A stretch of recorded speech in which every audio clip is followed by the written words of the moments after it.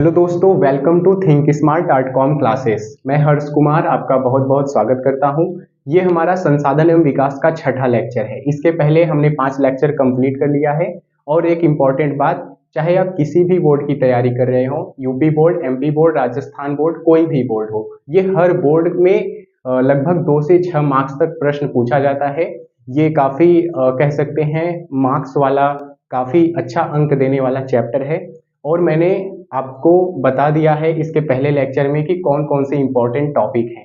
आज भी जो टॉपिक कवर करेंगे वो काफ़ी इम्पोर्टेंट है, तो आपको लास्ट तक जरूर वीडियो देखना चाहिए। तो बात करते हैं हमने कौन कौन से टॉपिक कवर कर लिया है। हम संसाधन कवर कर चुके हैं, हम संसाधनों का वर्गीकरण कर चुके हैं। हमने 4 आधारों पर संसाधनों का वर्गीकरण किया था। उसके बाद संसाधनों का विकास, हमने समझा कि संसाधनों का विकास कैसे होता है और फिर कैसे संसाधन हमारे लिए सीमित हो जाते हैं, कैसे संसाधनों की शॉर्टेज होने लगती है, कमी होने लगती है, जिस कारण से हमें सतत पोषणी विकास की अवधारणा लानी पड़ती है, यानी सस्टेनेबल डेवलपमेंट की हमें अवधारणा लानी पड़ती है। जिसमें हम क्या करते हैं, संसाधनों का औचित्यपूर्ण उपयोग करते हैं, उपयुक्त तरीके से उपयोग करते हैं, ताकि आने वाली पीढ़ी को भी लाभ मिल सके। ऐसा ना हो कि सारे संसाधन हम ही यूज कर ले और आने वाली पीढ़ी संसाधन से विहीन हो जाए। उसके बाद हमने पढ़ा संसाधन नियोजन। हमें संसाधनों को बचाने के लिए, संसाधनों के संरक्षण के लिए संसाधन नियोजन करना पड़ा, संसाधनों का प्लानिंग करना पड़ा। फिर हमने भारत के संदर्भ में संसाधन नियोजन देखा, हमने भू संसाधन देखा कि भू संसाधन क्या है, और उसके बाद हमने लगभग 5वें लेक्चर में पढ़ लिया भू उपयोग, यानी भूमि के कौन कौन से उपयोग हैं, जिसमें हमने देखा कृषि का एक उपयोग है, खनन के लिए उपयोग है, उसके बाद उद्योग के लिए उपयोग है। तो भूमि के बहुत सारे उपयोग हैं। और मैंने यहाँ से दिखाया था 2026 में यूपी बोर्ड में प्रश्न भी आया था कि भू संसाधन क्या है, इसके उपयोग या उद्देश्य बताइए। बेसिकली उद्देश्य अलग होता है, लेकिन जो उद्देश्य है लगभग वही उपयोग हो सकता है, तो लगभग वही आंसर हम लिखेंगे। तो ये काफ़ी इम्पोर्टेंट था, काफ़ी इम्पोर्टेंट है। क्लास 10th के हिसाब से बार बार एग्जाम में पूछा जाता है और 2026 में आया भी था। और ये भी 1-2 मार्क्स में पूछा जाता है, जैसे बिहार बोर्ड में कुछ एक्स्ट्रा टॉपिक है तो ये भी पूछा जाता है, ये भी इम्पोर्टेंट है। और हमने बताया था कि संसाधन नियोजन भी इम्पोर्टेंट है। तो लगभग इस चैप्टर में हम ये नहीं कह सकते कि कोई भी ऐसा टॉपिक है जो इम्पोर्टेंट नहीं है। आज का लेक्चर होने वाला है भारत में भूमि उपयोग प्रारूप। ये तो इम्पोर्टेंट है, लेकिन उतना इम्पोर्टेंट नहीं है। एमसीक्यू यहाँ से बनता है, जो 1-1 मार्क्स का पूछा जाता है, एमसीक्यू यहाँ पर बनने के चांस हैं। भारत में भूमि उपयोग प्रारूप, इसमें हम पढ़ेंगे कि भारत में कितना प्रतिशत क्षेत्र कृषि के लिए है, कितना मैदानी भाग है, कितना प्रतिशत पठारी भाग है और कितना प्रतिशत पर्वतीय भाग है। तो ये सब हम देखेंगे। उसके बाद इसी के अंतर्गत आ जाएगा भूमि निम्नीकरण, यानी जब भूमि का गुणवत्ता कम होने लगे, यानी भूमि की उर्वरता और उत्पादकता कम होने लगे, तो उसे कहते हैं भूमि निम्नीकरण। तो हम देखेंगे भूमि निम्नीकरण क्या है और इसके क्या कारण हैं। उसके बाद हम देखेंगे भूमि निम्नीकरण को कैसे बचाया जा सकता है, क्या करें, कौन से कदम उठाएं कि भूमि निम्नीकरण ना हो। इसी को हम कहते हैं संरक्षण, यानी भूमि का संरक्षण। और उसके बाद हमारा ये आज का ये 2 टॉपिक कवर करने का उद्देश्य है। ये इम्पोर्टेंट है, मैंने बताया ये भूमि निम्नीकरण, ये लगभग 2 से 6 मार्क्स तक पूछा जा सकता है, क्योंकि ये एमसीक्यू में आएगा। लगभग मैं बता सकता हूँ जो अभी ट्रेंड है पूछने का प्रश्न, वो एमसीक्यू में आ सकता है। तो उसके बाद हमारा जो बच जाएगा, उसके बाद सिर्फ 4 टॉपिक बच जाएगा। एक है मृदा संसाधन।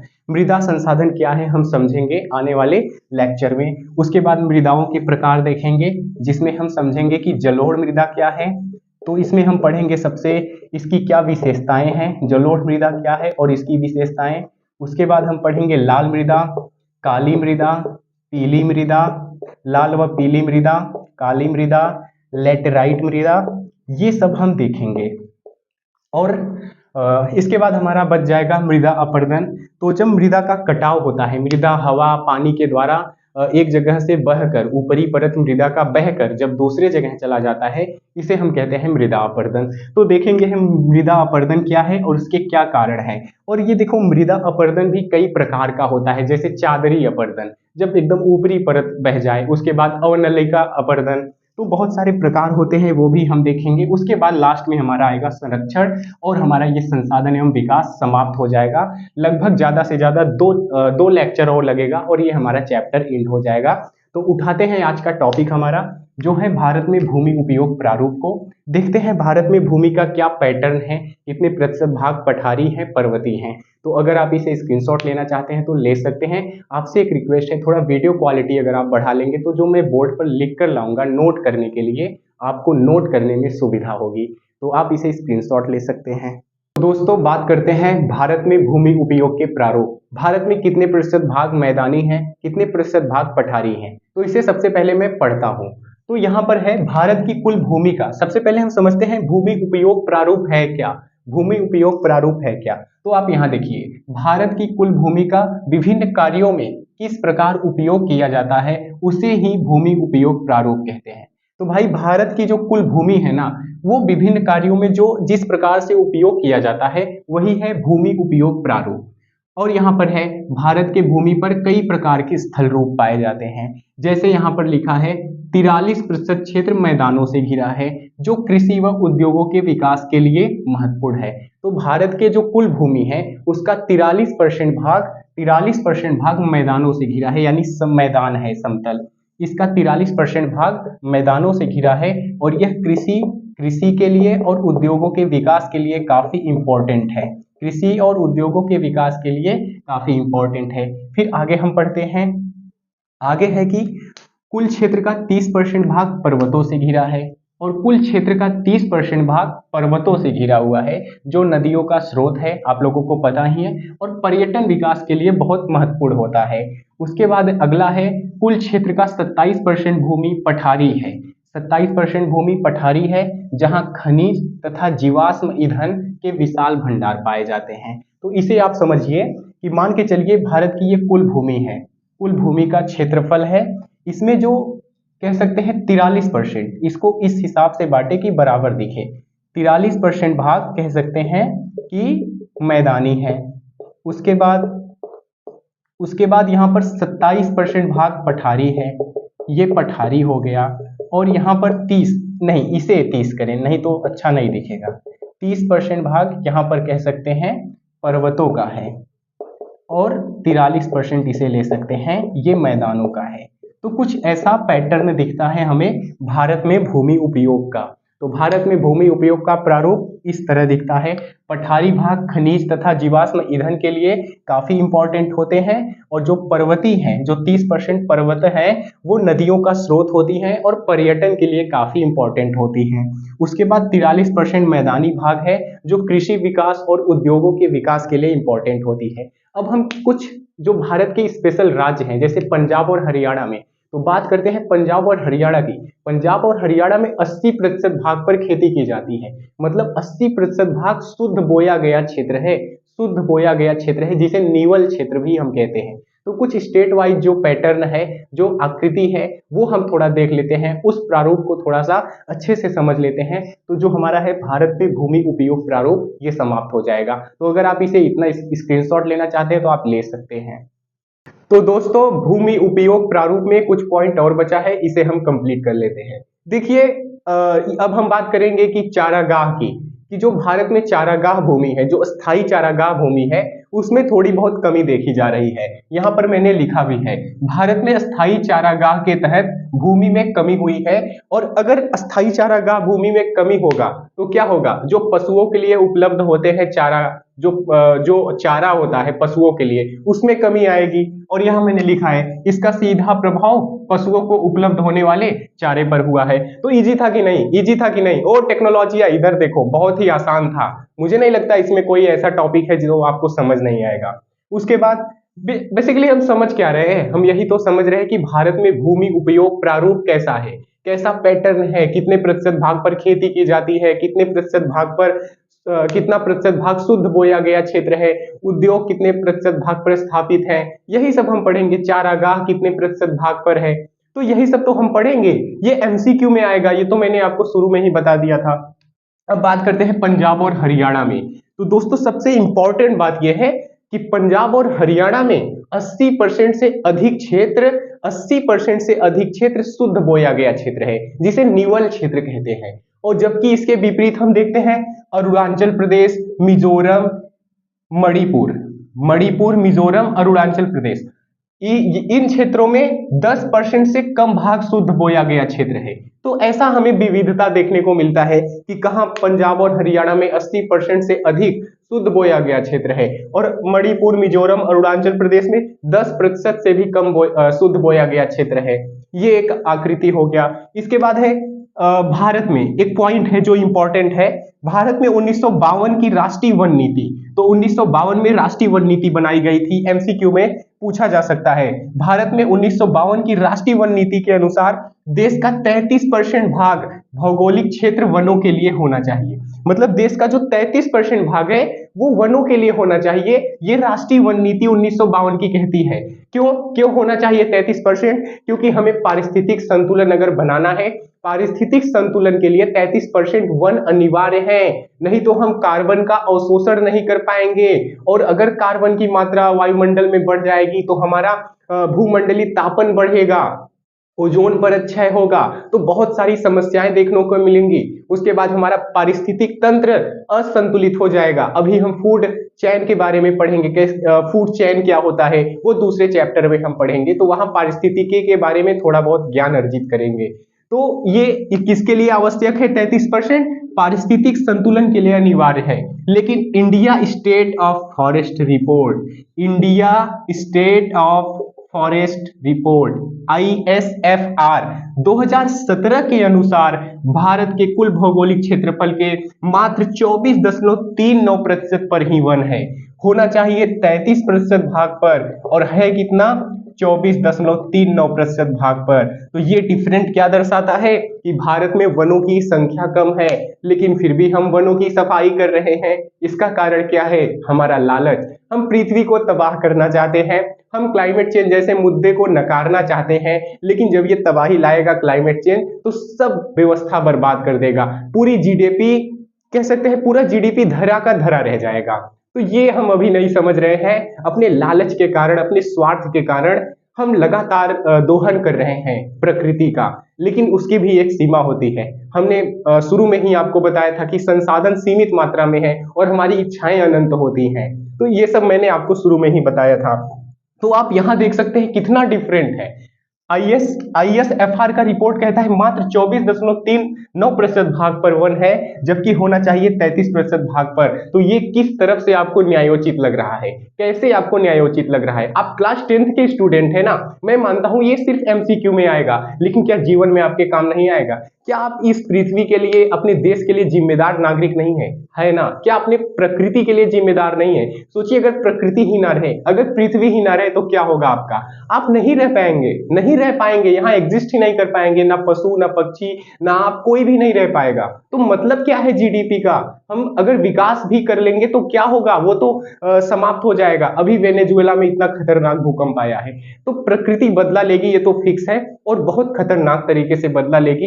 ये बहुत लोग चिल्ला रहे हैं क्लाइमेट चेंज को समझो, लेकिन बहुत लोग नहीं समझ रहे हैं। लगातार वनों की अंधाधुंध कटाई कर रहे हैं और इतनी बड़ी संख्या में पेड़ों की कटाई कर रहे हैं, और एक पेड़ लगाकर फोटो खींचकर फेसबुक पर सेंड कर देते हैं, इंस्टाग्राम पर सेंड कर देते हैं और कहते हैं ग्रीन एनर्जी, पर्यावरण प्रदूषण समाप्त। भाई ऐसे पर्यावरण प्रदूषण समाप्त नहीं होगा।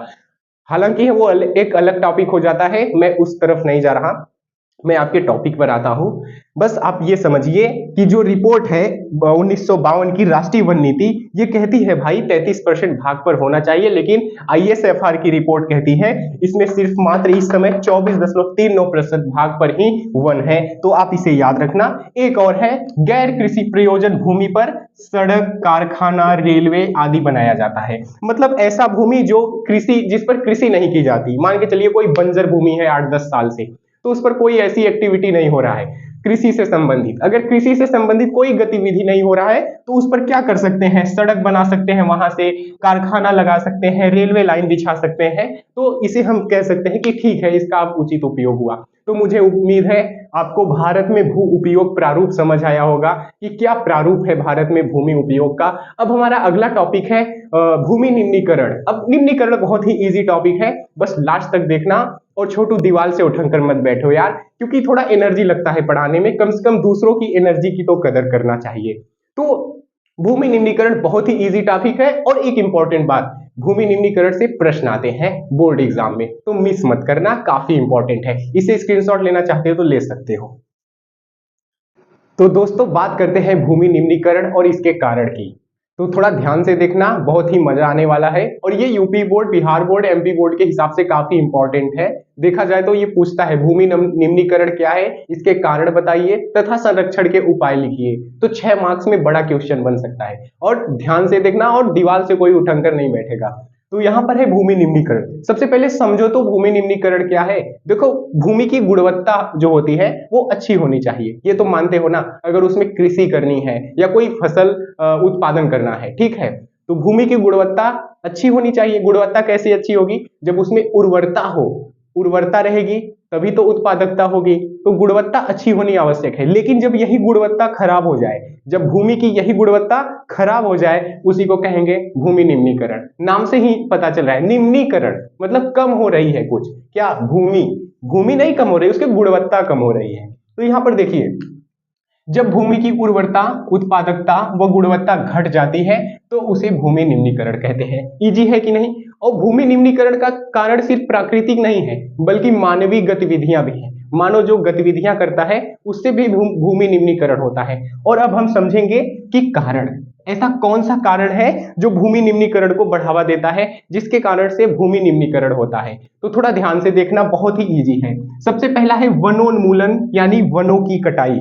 सबसे पहला अगर कोई पूछे आपसे रीजन कि भाई भूमि निम्नीकरण का 4-5 रीजन बताना है, एक रीजन पहला क्या बताओगे, वनोन्मूलन। वनोन्मूलन मतलब वनों की कटाई, वनों की कटाई। तो भैया देखो, वनों की कटाई से क्या होता है, वनों की कटाई से जो वन होते हैं, वो जो वन होते हैं यानी पेड़ होते हैं, तो पेड़ क्या करते हैं, अपनी जड़ों से मिट्टी को जकड़े रहते हैं, बहुत अच्छे से बांधे रखते हैं, जिससे हवा या पानी द्वारा मिट्टी की जो उर्वरता है वो बहकर नहीं जाती, ऊपरी परत बहकर नहीं जाती, और जिससे उसकी उर्वरता बनी रहती है। लेकिन जब हम पेड़ों की कटाई कर देते हैं तो ये जड़ें कमजोर हो जाती हैं और मिट्टी ढीली पड़ जाती है, जिसके कारण से ये जो ऊपरी परत है उत्पादकता वाला, उर्वरता वाला, वो बह जाता है, जिसके कारण क्या होता है, भूमि निम्नीकरण होता है। तो इजी है कि नहीं, मैं यहाँ लिखा हूं, आप देखिए मैं यहाँ लिखा भी हूं, पेड़ों की जड़ें मिट्टी को मजबूती से पकड़ कर रखती हैं। अभी मैंने आपको बताया, थोड़ा ध्यान से देखना, इनकी कटाई कर देने से मिट्टी ढीली हो जाती है। भाई जो जड़ें होती हैं वो मिट्टी को पकड़ कर रखती हैं, कटाई कर देने से ढीली हो जाती हैं, और इसका ऊपरी परत उपजाऊ, जो ऊपरी परत है उपजाऊ वाला परत, ये हवा या पानी द्वारा बह जाता है। तो एक कारण हुआ वनोन्मूलन। बोलो समझ आया कि नहीं। भाई कुछ हार्ड टॉपिक नहीं, बहुत ही इजी टॉपिक है। उसके बाद देखना अतिचारण। अभी ये तो और भी इजी है। अतिचारण सोचो, एक खेत है, वहां पर घास है, ठीक है, वो खुला है, अभी वहां पर कोई फसल नहीं बोया गया है, वहां पर घास है, लेकिन वहां पर बहुत चराई कर दो, ऊपरी घास हटा दो। अगर ऊपरी घास हट गया तो क्या होगा, तो फिर जब बारिश होगी तो वो मिट्टी को बहा ले जाएगी, जो उर्वरता वाली मिट्टी है ऊपरी परत की, क्योंकि जो उर्वरता होती है वो लगभग 5 से 10 सेंटीमीटर के परत पर ही होती है, ऊपरी परत से, तो उर्वरता उतना ही सेंटीमीटर होता है। तो अगर हम अत्यधिक चराई कर दे एक ही जगह, तो क्या होगा कि घास हट जाएगा, जिससे क्या होगा, डायरेक्ट संपर्क में आएगा हवा और पानी के, और हवा और पानी मिट्टी को बहा ले जाएगा। तो इससे भी भूमि निम्नीकरण होगा कि नहीं, गुणवत्ता कम होगी, ऊपरी वाली जो उत्पादकता वाली है, उर्वरता वाली भूमि है, वो हट जाएगी, तो इससे भूमि निम्नीकरण होगा कि नहीं। अब बोलो समझ आया कि नहीं। ये दूसरा कारण अतिचारण या अति पशुचारण क्या है, समझ आया कि नहीं। तो अगर आपसे कोई पूछे भाई भूमि निम्नीकरण का दूसरा कारण बताओ, अति पशुचारण, बहुत ही इजी है। अब बात करते हैं जैसे यहाँ मैंने शॉर्ट में लिखा है, आप इसे अपने मन से बनाकर लिख लेना, जगह नहीं है। और यहाँ पर तीसरा होना चाहिए। तीसरा कारण है खनन। देखिए खनन से क्या होता है, खनन जब हम किसी क्षेत्र में करने जाते हैं तो क्या करते हैं, पहले मिट्टी के परत को हटाते जाते हैं, एक एक परत को हटाते जाते हैं, और जो सबसे उपजाऊ वाला परत होता है वो सबसे ऊपर होता है तो उसको भी हटाते हैं। इससे क्या होता है, उपजाऊ वाला परत नीचे दब जाता है, और जो नीचे अनुपजाऊ है, जो उपजाऊ नहीं है, वो उसके ऊपर आ जाता है। और फिर उसके बाद भूमि की जो उर्वरता है, गुणवत्ता है, वो घट जाती है, इससे भी भूमि निम्नीकरण होता है। तो यहाँ पर मैंने लिखा भी है, खनन के पश्चात गहरी खाइयां, मलबों को खुला छोड़ दिया जाता है तथा ऊपरी उपजाऊ मिट्टी हट जाती है, इससे भी भूमि निम्नीकरण होता है। तो खनन भी भूमि निम्नीकरण के लिए उत्तरदायी है, आप इसे याद रख पाएंगे। तीसरा खनन। चौथा बात करें थे औद्योगिक अपशिष्ट। तो जरा सोचिए, उद्योग जो होते हैं, उद्योग कोई ना कोई रसायन छोड़ते हैं, जो अपना रसायन छोड़ते हैं कहीं तो नदियों में चला जाता है, अक्सर नदियों में ही बहा दिया जाता है अपशिष्ट पदार्थ। तो जो उद्योग अपना अपशिष्ट पदार्थ होता है वो छोड़ते हैं कहीं, अब वो मिट्टी पे जाकर जमेगा, इससे क्या होगा, मिट्टी की जो रासायनिक संरचना है वो प्रभावित होगी। मिट्टी की एक रासायनिक संरचना होती है, जैसे उसमें फास्फेट होगा, पोटेशियम होगा, कैल्शियम होगा, ये सब होगा, ठीक है। तो उसकी संरचना प्रभावित होगी, तो जब संरचना प्रभावित होगी तो उसकी गुणवत्ता घट जाएगी, तो गुणवत्ता घट जाएगी तो क्या हो जाएगा, भूमि निम्नीकरण हो जाएगा। इसमें मैंने आपको याद क्या करवाया, मैंने आपको सीधा लॉजिक बताया, ये तो बहुत ही इजी है। तो औद्योगिक अपशिष्ट, तो मुझे उम्मीद है आपको ये 4 कारण समझ आया। एक और कारण है सिंचाई, वो अभी बता दूं, लेकिन आपको संतोष नहीं होगा अगर मैं लिख कर नहीं लाऊंगा, क्योंकि आपको नोट भी बनाना है। बेसिकली सिंचाई क्या है, अगर हम अत्यधिक सिंचाई करेंगे ना तो भूमि की जो है वो क्षारीयता बढ़ जाएगी, क्षारीयता बढ़ जाएगी, तो इससे क्या होगा कि भूमि की जो रासायनिक संरचना है वो प्रभावित होगी और उसकी उत्पादकता घट जाएगी। तो अभी वही उसे यहाँ बताना है, मैं लिख कर लाता हूँ, उसे बता देता हूँ। तो अगर आप इसे स्क्रीनशॉट लेना चाहते हैं तो ले सकते हैं, मुझे उम्मीद है आपको बहुत अच्छे से समझ आया होगा। तो दोस्तों, भूमि निम्नीकरण का एक और कारण है, वो है अत्यधिक सिंचाई। देखिए, अत्यधिक सिंचाई से भूमि कैसे निम्नीकृत होता है। मान के चलिए ये कोई खेत है, ठीक है, मान के चलिए ये कोई खेत है, इसे सिर्फ इतना ही पानी चाहिए, लेकिन आपने भर दिया इतना सारा पानी, अत्यधिक जल भराव कर दिया। अब सूर्य के तापमान से क्या होगा, वाष्पीकरण होगा, सूर्य के तापमान से क्या होगा, वाष्पीकरण होगा, और जल में कुछ ना कुछ नमक तो मौजूद ही होता है।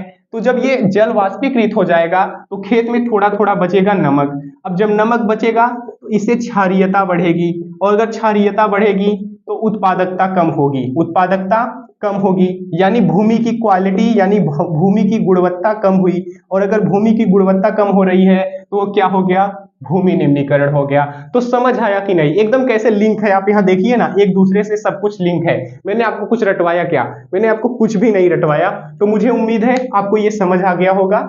और एक बात ये नहीं है कि क्षारीयता अधिक होने से कह सकते हैं उत्पादकता गिर जाएगी।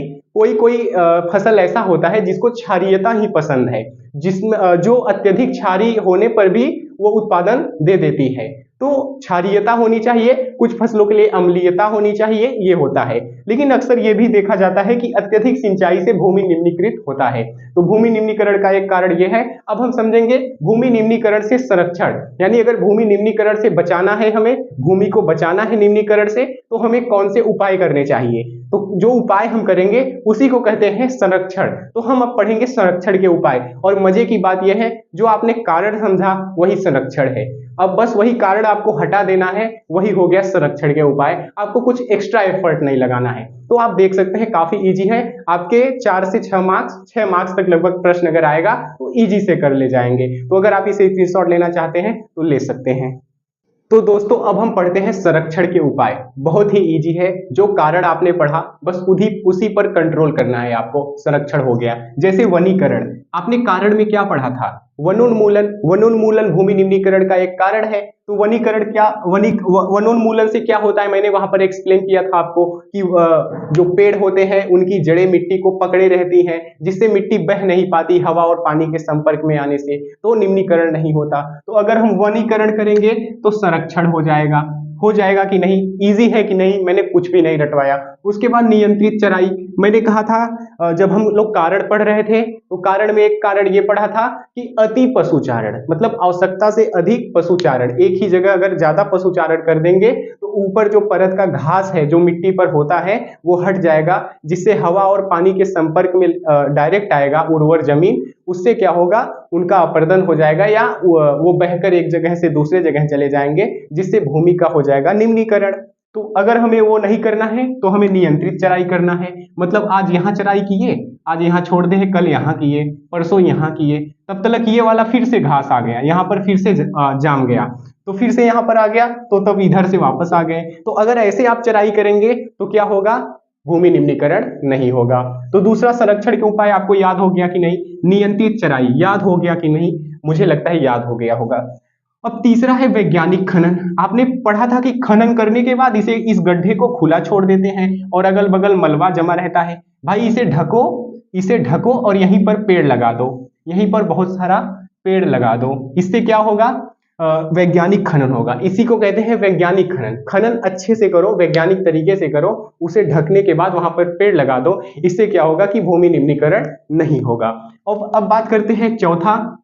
तो आपने कारण में पढ़ा था, एक कारण है कि औद्योगिक अपशिष्ट, मतलब औद्योगिक अपशिष्ट भूमि निम्नीकरण का एक कारण है। तो संरक्षण के उपाय में क्या पढ़ेंगे कि अपशिष्टों का शोधन कर दो या पुनर्चक्रण कर दो। जो उद्योग से अपशिष्ट निकला ना, उसको कुछ इस तरह करो कि उनका फिर से उपयोग किया जा सके, यानी पुनर्चक्रण कर दो। पुनर्चक्रण कुछ ऐसा कर दो ताकि पर्यावरण को कुछ नुकसान ना हो और ये भूमि को भी ना नुकसान पहुंचाए, क्योंकि औद्योगिक अपशिष्ट सिर्फ भूमि को नुकसान नहीं पहुंचाता, ये जल को भी प्रदूषित करता है, पर्यावरण को भी प्रदूषित करता है, ऐसा नहीं है। तो एक और लास्ट है नियंत्रित सिंचाई। आपने अभी रीजन पढ़ा, रीजन में पढ़ा था कि आवश्यकता से अधिक सिंचाई भी भूमि निम्नीकरण का एक कारण है। तो भाई नियंत्रित सिंचाई करो। नियंत्रित सिंचाई कैसे करोगे, ड्रिप वाला सिंचाई करो, जो एक लगता है ना ये चारों ओर फैलकर सिंचाई करता है, उसी को कहते हैं। तो वो वाला सिंचाई करो, तो या फिर नियंत्रित सिंचाई। तो ये हो गया 5 कारण, 5 संरक्षण के उपाय। तो मुझे उम्मीद है आपको ये 5 संरक्षण के उपाय भी याद हो गए होंगे। मैं एक बार फिर से कहता हूँ, पहला वनीकरण, दूसरा नियंत्रित चराई, तीसरा वैज्ञानिक खनन, अपशिष्टों का पुनर्चक्रण और पांचवा नियंत्रित सिंचाई। तो आज का लेक्चर हम यही समाप्त करते हैं। आपको अगर वीडियो पसंद आया हो तो कमेंट में जरूर बताना कि पसंद आया, नहीं तो आप अगर आपको कोई ऐसा टॉपिक है नहीं समझ आया तो आप कमेंट में बता सकते हैं। इसके बाद अगले लेक्चर में हम क्या पढ़ेंगे, अगले लेक्चर में हम पढ़ेंगे मृदा संसाधन। मृदा संसाधन क्या है, फिर उसके बाद मृदा का वर्गीकरण देखेंगे, जलोढ़ मृदा, काली मृदा, पीली मृदा, लाल मृदा, लेटेराइट मृदा, मरुस्थलीय मृदा, पर्वतीय मृदा। तो ये सब हम देखेंगे। उसके बाद हमारा एक टॉपिक रह जाएगा मृदा अपरदन। मृदा अपरदन, फिर मृदा अपरदन के प्रकार, उसके बाद मृदा अपरदन से संरक्षण यानी मृदा संरक्षण के उपाय या मृदा संरक्षण। तो ये हम टॉपिक पढ़ेंगे, हमारा चैप्टर फिनिश हो जाएगा संसाधन एवं विकास। तब तक अपना तैयारी कीजिए, पढ़ाई कीजिए, मस्त रहिए। Thank you.